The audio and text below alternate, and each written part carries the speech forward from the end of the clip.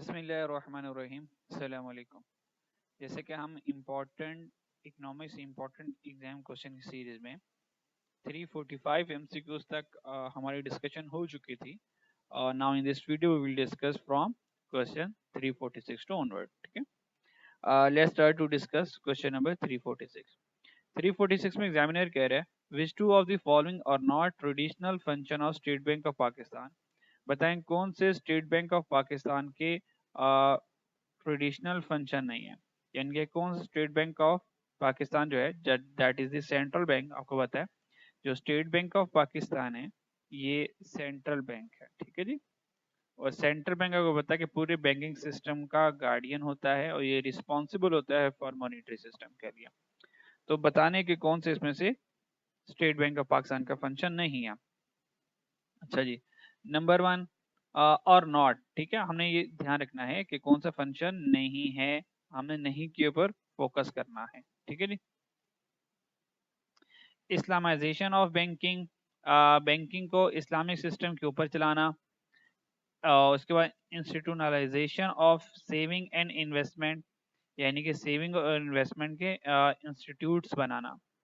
Formulation and conduct of monetary and credit policy, regulation and supervision of financial system. ठीक है, तो इनमें से कौन से हमने देखना है कि दो स्टेट बैंक ऑफ पाकिस्तान के फंक्शन नहीं हैं। ठीक है, अच्छा जी। तो अगर हम क्योंकि हमें टू सिलेक्ट करने हैं ना, विच टू ऑफ द फॉलोइंग, उसने कहा कि दो सिलेक्ट करने हैं। तो अब हमने देखना है कि कौन से pure state Bank of Pakistan के फंक्शन हैं। जो तो pure state Bank of Pakistan के फंक्शन होंगे वो तो ठीक है, जो रिमेनिंग रह जाएंगे इसका मतलब वो स्टेट बैंक ऑफ पाकिस्तान के फंक्शन नहीं है। तो हमने देखा formulation and conduct of monetary and credit policy. Monetary policy और क्रेडिट पॉलिसी जो सेट करना है वो स्टेट बैंक ऑफ पाकिस्तान का यानी कि सेंट्रल बैंक ऑफ पाकिस्तान का काम होता है। तो जो चार्ली है ये तो स्टेट बैंक ऑफ पाकिस्तान का फंक्शन है, तो मुझे नॉट चाहिए। फिर देखना है कि इसके अलावा और कौन सा है। फिर हमने देखा डी वाला, regulation and supervision of financial system. Financial system को रेगुलेट करना और सुपरवाइज करना, ये भी फाइनेंस का सारा काम, पैसों का सारे मामला सेंट्रल बैंक ऑफ पाकिस्तान देख रहा होता है। यानी कि ये दोनों जो हैं ये हमारे पास सेंट्रल बैंक के प्योर फंक्शन हैं। अब सेविंग और इन्वेस्टमेंट के इंस्टीट्यूट बनाना ये हो भी सकता है, नहीं भी हो सकता। इस्लामिक बैंकिंग को चलाना ये स्टेट बैंक ऑफ पाकिस्तान की एक ब्रांच हो सकती है। ये कह लें कि 100% इसका फंक्शन नहीं है, यानी कि इसके सब ब्रांचेस में ही आ जाएगा। ठीक है, तो अल्फा और बीटा इनडायरेक्टली तो स्टेट बैंक ऑफ पाकिस्तान से रिलेट कर सकते हैं, लेकिन चार्ली और डेल्टा की मौजूदगी में हम ये कहेंगे कि जो ट्रेडिशनल फंक्शन जो हैं वो स्टेट बैंक ऑफ पाकिस्तान के इस्लामिक बैंकिंग और सेविंग और इन्वेस्टमेंट को इंस्टीट्यूट वाइज रेगुलेट करना, ये traditional function central bank of Pakistan का नहीं है। यानी कि यहाँ पे ट्रेडिशनल फंक्शन का मतलब है कि मेन फंक्शन नहीं है। तो मेन फंक्शन जो सेंट्रल बैंक है वो मॉनेटरी और क्रेडिट पॉलिसी और फाइनेंशियल सिस्टम को रेगुलेट करना। तो यहाँ पे हम कह सकते हैं अल्फा और बीटा दो traditional function state Bank of Pakistan के नहीं है। 347 देखते हैं। गवर्नमेंट कंट्रोल करती है, सिलेक्ट टू, मुझे दो ऑप्शन को सिलेक्ट करना है। ठीक है, demand pull inflation by reducing interest rate. Interest rate को कम करके डिमांड पुल इन्फ्लेशन को क्या करते हैं, हम कंट्रोल करते हैं। याद रखिएगा, रिड्यूसिंग इंटरेस्ट रेट, जब रेट ऑफ इंटरेस्ट कम हो जाता है लोगों के लिए बोरिंग आसान हो जाती है, लोग लोन ज्यादा ले लेते हैं। ज्यादा लोन लेने से मनी सप्लाई ज्यादा हो जाती है और उससे एग्रीगेट डिमांड ज्यादा होने से इन्फ्लेशन आ जाती है। इन्फ्लेशन क्या होगी, ज्यादा होगी, इन्फ्लेशन इससे ज्यादा होगी। तो अल्फा से तो कंट्रोल नहीं हो रहा, तो इसका मतलब अल्फा सही नहीं है। बीटा बढ़ते हैं, इसका मतलब अल्फा तो क्रॉस हो गया, इससे कंट्रोल नहीं हो रही इन्फ्लेशन, इससे तो इन्फ्लेशन ज्यादा होगी। बीटा, demand pull inflation by reducing spending, ये सही है। अगर स्पेंडिंग बेशक वो गवर्नमेंट स्पेंडिंग हो या कंज्यूमर की स्पेंडिंग हो, अगर सी और जी दोनों कम हो जाए, सी और जी आपको पता है एडी के कंपोनेंट है, तो इन दोनों से एग्रीगेट डिमांड कम होगी। और जब एग्रीगेट डिमांड कम होगी तो ऑब्वियस बात है उससे जो डिमांड पुल इन्फ्लेशन है वो कंट्रोल हो जाएगी और डिमांड पुल इन्फ्लेशन कम हो जाएगी। ठीक है, बीटा तो हमें मिल गया करेक्ट ऑप्शन। 40 बढ़ते हैं।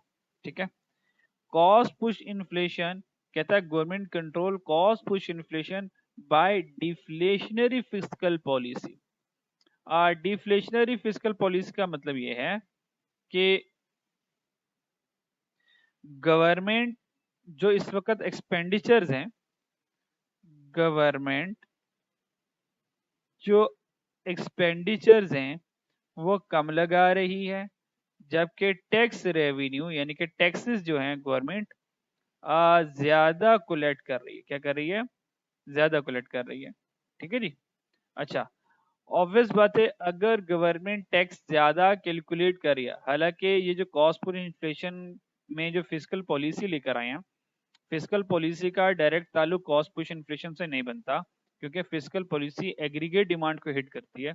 तो यहाँ पे क्वेश्चन में एग्रीगेट डिमांड होना चाहिए था, लेकिन हमने कहा ठीक है, नहीं, इसको कॉस्ट पुश इन्फ्लेशन से अगर हम सोचें तो इस तरह से हो सकता है। टैक्स रेवेन्यू, तो टैक्स रेवेन्यू में अगर हम ये बात करें कि इनडायरेक्ट टैक्सेस भी इसमें शामिल है, इनडायरेक्ट टैक्सेस भी इसमें शामिल है।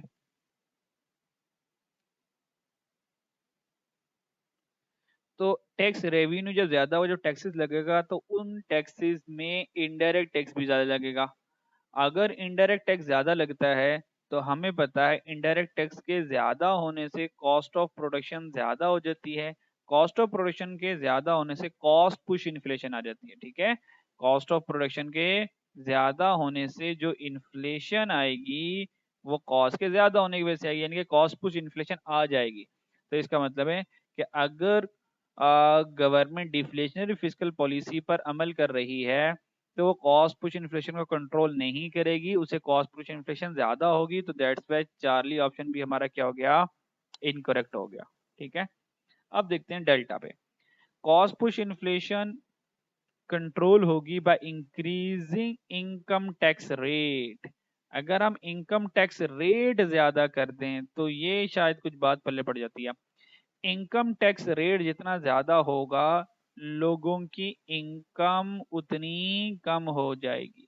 जितनी लोगों की इनकम कम होगी उनकी परचेजिंग पावर कम हो जाएगी, और परचेजिंग पावर कम होगी यानी कि डिमांड कम होगी, तो कोई चीजें खरीदेगा नहीं।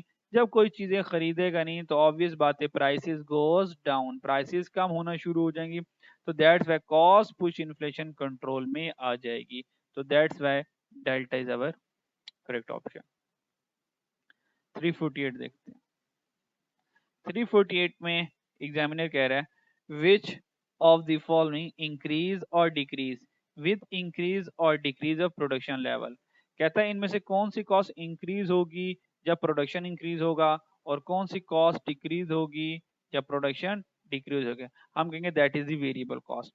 हमें बताया वेरिएबल कॉस्ट ऐसी कॉस्ट है जो आउटपुट के साथ इंक्रीज होती है। जितना आउटपुट ज्यादा प्रोड्यूस करेंगे, जितनी ज्यादा चीजें प्रोड्यूस करेंगे, वेरिएबल कॉस्ट उतनी ज्यादा हो जाएगी। और जितनी चीजें कम प्रोड्यूस करेंगे, मटेरियल लेबर कम लगेगा, वेरिएबल कॉस्ट भी कम हो जाएगी। और अगर हम फॉर इंस्टेंस आउटपुट प्रोड्यूस ही नहीं करते, जीरो आउटपुट, चीजें ही नहीं बनाई, तो याद रखिएगा वेरिएबल कॉस्ट भी नहीं आएगी। चलिए 349 पे चलते हैं।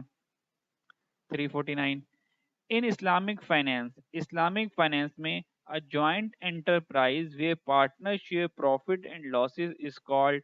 हमने कहा इस्लामिक फाइनेंस में अ जॉइंट एंटरप्राइज का मतलब है कि पार्टनर्स आपस में मिलकर बिजनेस कर रहे हैं।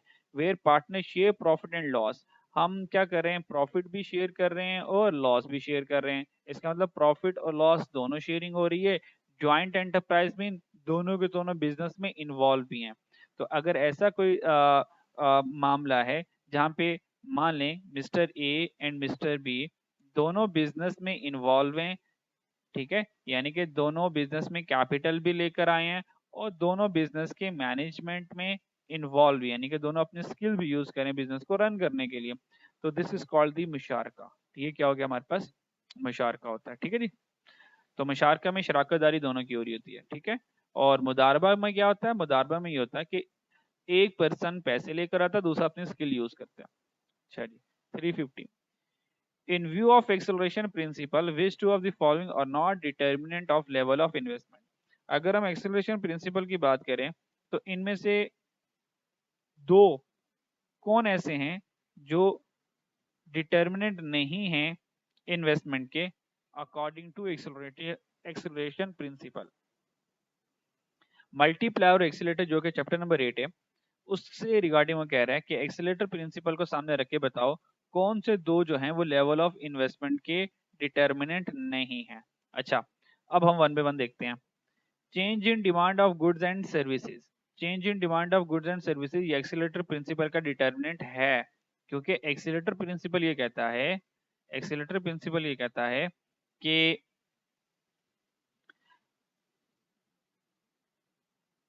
Delta I over delta Y accelerator principle कहता है। और ये जो वाई है ये हमारे पास आउटपुट है, ठीक है, यानी कि ये आउटपुट में क्या आ जाएगा, गुड्स एंड सर्विस। ये आउटपुट में क्या आ जाएगा, ये गुड्स एंड सर्विसेज आ जाएंगे। और ये जो आई है ये हमारे पास ग्रॉस इन्वेस्टमेंट है, that is the capital, that is our capital. इसका मतलब change in goods and services ये एक्सीलरेटर प्रिंसिपल का डिटर्मिनेंट है, ठीक है। तो मुझे असल में किसको ढूंढना है, मुझे नॉट को ढूंढना है। तो ये प्रिंसिपल ये डिटर्मिनेंट है, ठीक है, तो मुझे नॉट को ढूंढना है। तो दैट्स वाई ये ऑप्शन मेरी नॉट वाली नहीं है। चेंज इन इनकम, तो एक्सीलरेटर प्रिंसिपल में जो चेंज इन इनकम है वो आउटपुट आपको बताया ये नेशनल इनकम भी होती है, आउटपुट आपके पास नेशनल इनकम भी होती है।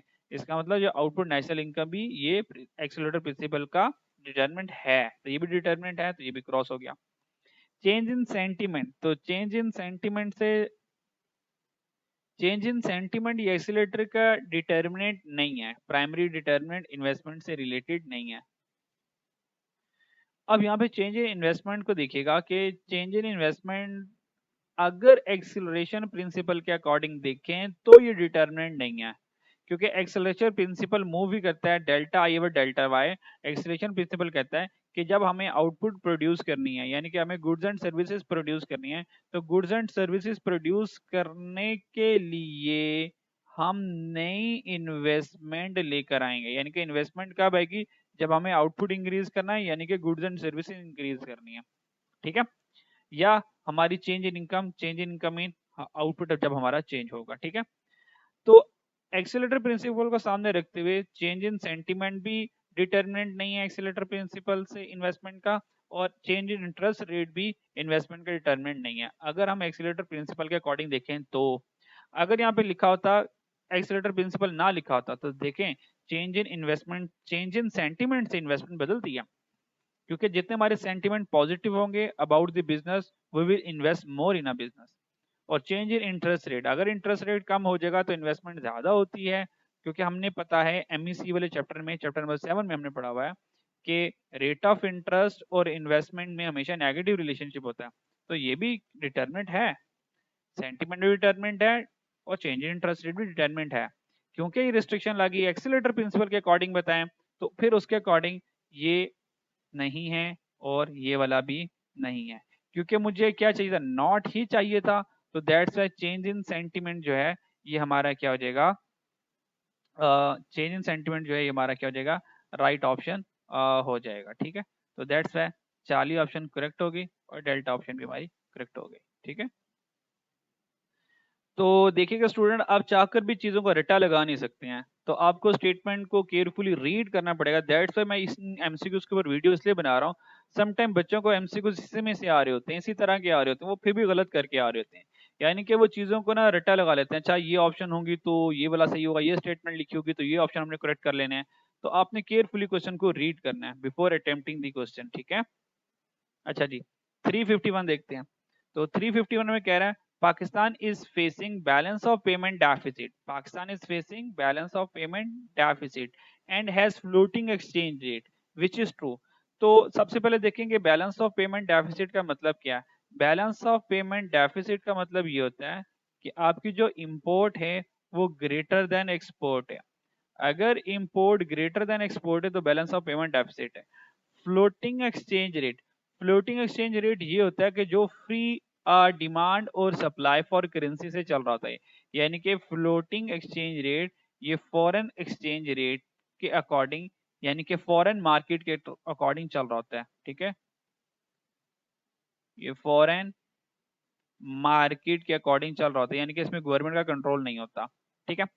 तो अगर पाकिस्तान डेफिसिट है और फ्री फ्लोटिंग एक्सचेंज रेट है, तो विच इज ट्रू, इनमें से कौन सी बात ठीक होगी? तो हमने कहा injection are greater than withdrawal, हमने कहा गलत। Import is the withdrawal, import withdrawal है, तो इंजेक्शन और ग्रेटर नहीं, यानी कि इंजेक्शन कम है, एक्सपोर्ट इंजेक्शन है, इंपोर्ट विड्रॉल है, तो विड्रॉल ग्रेटर देन इंजेक्शन है, तो पहली वाली बात तो गलत हो गई। एक्सटर्नल वैल्यू ऑफ पी के आर टू राइज, पी के आर की जो वैल्यू है वो बढ़ जाएगी। भाई एक्सपोर्ट कम है, जब एक्सपोर्ट कम होगी पैसे मुल्क से, रिजर्व मुल्क से जा रहे हैं, रिजर्व्स कम हो रहे हैं, एक्सपोर्ट्स कम रिजर्व्स कम है, तो एक्सटर्नल वैल्यू ऑफ पी के आर राइज नहीं फॉल करेगी, तो ये भी गलत हो गया। ठीक है। अच्छा, चार्ली बाद में बढ़ते हैं, डेल्टा देखते हैं। अगर एक्सपोर्ट कम है तो एडी इज इंक्रीजिंग, गलत। भाई एक्सपोर्ट कम है तो एडी डिक्रीज करेगी ना, क्योंकि एक्सपोर्ट जो है और इंपोर्ट का ज्यादा होना, एक्सपोर्ट का कम होना, एडी का कंपोनेंट है। तो एडी में हमें पता है सी आई जी प्लस एक्स माइनस एम। तो देखो इंपोर्ट ज्यादा हो रहा है, एक्सपोर्ट कम हो रहा है, तो एडी ने डिक्रीज होना है, इंक्रीज नहीं होना। तो देखें अल्फा बीटा डेल्टा तीनों गलत हैं, तो फिर सही कौन सा हुआ? चार्ली हुआ। ठीक है। अब इसको भी लॉजिकली देख लेते हैं। एक्सटर्नल वैल्यू ऑफ पी के आर फॉल करेगा, जैसे कि मैंने यहाँ पे बताया था, राइज नहीं फॉल करेगा, that is Charlie is the right option. चलिए 352 देखते हैं। चलिए 352 में वो कह रहा है find GDP using value added method, कहता है जीडीपी को फाइंड करो यूजिंग वैल्यू एडिड मेथड। तो वैल्यू एडिड मेथड के तीन फॉर्मूलाज होते हैं, यानी कि market value of final good में से माइनस कर दें market value of intermediate good. ठीक है, ये कर लें। या इसका ये होता है कि जितनी सेल की है उसमें से माइनस कर दें परचेज, तो ये भी आपकी आउटपुट मेथड से क्या आ जाती है? जीडीपी आ जाती है। ठीक है, या आउटपुट माइनस इनपुट भी होती है। अब हमने देखना है इनमें से कौन सी वैल्यूज हमारे पास मौजूद हैं। ठीक है, अगर हम देखें इंपोर्ट, ये जो इंपोर्ट होती हैं ये चीजें खरीदना होती हैं, इसका मतलब ये आपकी परचेज है, ये आपकी परचेज है। इसका मतलब अगर मैं इसी सेल और परचेज वाले फॉर्मूले से चलूं, सेल माइनस परचेज वाले फॉर्मूले से चलूं, तो परचेज किए 90 मिलियन की मैंने इंपोर्टेड प्रोडक्ट को परचेज किया। ठीक है जी। सैलरी पे टू एम्प्लॉयज, ये जो सैलरी पे टू एम्प्लॉयज है, एम्प्लॉयज को सैलरी पे करना, ये वैल्यू एडिड मेथड में नहीं जाएगा, ये सैलरी जो है ये इनकम मेथड में जाएंगी। ठीक है, तो ये तो नहीं आने वाला। अर्न सेल रेवेन्यू, जो मैंने परचेजेस की वहां से सेल रेवेन्यू कितना अर्न किया? 400, तो ये 400 हमारी क्या आ गई? सेल आ गई। तो ये हमने वैल्यू एडिड मेथड में एक ये वैल्यूज ले ली और एक हमने 400 ले ली। आगे चलते हैं। सेल रेवेन्यू इंक्लूड, ये जो 400 की सेल की है ना, इसमें से 250 मिलियन की सेल हमने लोकल सेल की है, 800 million for the government sale and 70 is the export, यानी कि ये 400 की बाइफर्केशन की हुई है। ठीक है, तो ये तीनों की तीनों सेल ऑलरेडी हम 400 में ले चुके हैं। Tax on sale, value added method में टैक्सेस नहीं आते और टैक्स ऑन प्रॉफिट भी नहीं आता, इसका मतलब सिर्फ दो वैल्यूज आती हैं। इसका मतलब 90 वाली चीज हमने कितने की सेल कर दी? 400 की सेल कर दी। इसका मतलब जो 310 होगा ये हमारी क्या होगी? जीडीपी, ये हमारी जीडीपी होगी। ठीक है। अच्छा जी, 353 में देखते हैं। अंडर इस्लामिक सिस्टम के अकॉर्डिंग अलाउ सोशल जस्टिस, ये वाली बात तो सही है कि इस्लाम कहता है कि भाई सोशल जस्टिस होना चाहिए, यानी कि गरीबों को भी हक मिलना चाहिए। अगर अमीरों के पास पैसे हैं तो अमीर क्या करें? गरीबों की मदद करें, ज़कात के जरिए कर सकते हैं, सदकात के जरिए कर सकते हैं, या कोई फाइनेंशियल गिफ्ट देकर कर सकते हैं, यानी कि अपने अपने हमसायों का भी ख्याल रखना। तो अलाउ सोशल जस्टिस, ये वाली बात तो सही है। फिर सेकंड कह रहा है tangible reduction in social economic factors. अब इसमें एग्जामिनर क्या कहना चाह रहा है वो ये बात क्लियर नहीं है। ठीक है, यानी कि स्टेटमेंट पढ़कर कुछ अजम्पशन ही ली जा सकती है कि इसमें वो क्या कहना चाह रहा है। तो अगर थोड़ा सा इसको इवेल्युएट कर लें, देख लें कि tangible reduction in social economic factor का मतलब क्या हो सकता है, तो इसका मतलब ये होता है कि टेंजिबल रिडक्शन में हमारे पास आ जाएंगे कि जो सोशल इकोनॉमिक फैक्टर्स हैं जिससे इंसानियत को फायदा हो रहा होता है, जैसे कि नेचुरल रिसोर्सेज हो गए, ह्यूमन रिसोर्सेज हो गए, इंफ्रास्ट्रक्चर हो गई, इन्वेस्टमेंट होगी। तो अंडर इस्लामिक इकोनॉमिक सिस्टम ये सोशल इकोनॉमिक फैक्टर जो हैं इनमें कमी आनी चाहिए। तो इस्लाम तो कभी भी नहीं कहेगा कि यार नेचुरल रिसोर्स कम होने चाहिए, ह्यूमन रिसोर्सेज कम होने चाहिए, इंफ्रास्ट्रक्चर कम होना चाहिए, कोई इन्वेस्टमेंट नहीं होनी चाहिए। तो इस्लाम तो बल्कि इनको प्रमोट करता है कि आप हलाल इन्वेस्टमेंट करें, आप ह्यूमन के ऊपर, उनके स्किल्स के ऊपर एफर्ट करें, तो उनकी ट्रेनिंग करें। तो tangible reduction in social economic factor ये अंडर इस्लामिक सिस्टम का हिस्सा नहीं है। तो that's why according to me only option 1 is correct. ठीक है, तो I will go for option C. अच्छा जी, 345 और 355, 354 देखते हैं। Islamic economic system has feature like, Islamic economic system में जो फीचर होगा वो किस तरीके का होगा? क्या Islamic economic system mix economy की तरह है, सिंगल ओनर कंपनी है, और फ्री इकोनॉमी है, या प्लान्ड इकोनॉमी? तो याद रखिएगा इस्लामिक इकोनॉमिक सिस्टम एक मिक्स इकोनॉमिक सिस्टम की तरह चलता है, जहाँ पे सारे के सारे जो रूल्स होंगे वो कुरान और सुन्ना के फॉलोड होंगे। ठीक है, we will follow all the rules and regulation according to the Quran and Sunnah. ठीक है, लेकिन यहाँ पे फ्री पार्टीज को, प्राइवेट पार्टीज को जॉब करने की, बिजनेस करने की इजाजत होगी। जैसे कि अगर आप लोगों ने कुरुलुस उस्मान या उर्तुगुल देखा होगा, तो वहाँ पे जो खलीफा जो भी उस वक्त का होगा, या उर्तुगुल ही कर लें, तो देखिए जो मार्केट में जब वो तिजारत के लिए जाया करते थे, मार्केट में वो नहीं कर रहे होते थे। मार्केट में तो वो जो ताजिर हजरात थे वो तो आज़ाद थे, लेकिन कोई करप्शन ना करे, कोई ज्यादा प्राइस चार्ज ना करे, तो इसमें हुक्मरान का कंट्रोल हुआ करता था। तो इस्लामिक इकोनॉमिक सिस्टम एक मिक्स इकोनॉमिक सिस्टम की तरह काम करता है। लास्ट एमसीक्यूज पढ़ते हैं। 355, money is a factor of production. आपको पता है पैसा फैक्टर ऑफ प्रोडक्शन नहीं होता, तो money is not the factor of production, ये फॉल्स हो जाएगा। फैक्टर ऑफ प्रोडक्शन में हम पता है लैंड, लेबर, कैपिटल, एंटरप्रेन्योर ही आएगा। ठीक है, इंशाल्लाह ताला नेक्स्ट में 356 टू 100 डिस्कशन करेंगे। अपना ख्याल रखिएगा। अल्लाह हाफिज़।